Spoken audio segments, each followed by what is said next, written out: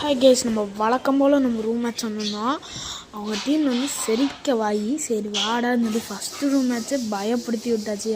நீங்களே பார்த்துட்டு சொல்லுங்கள்.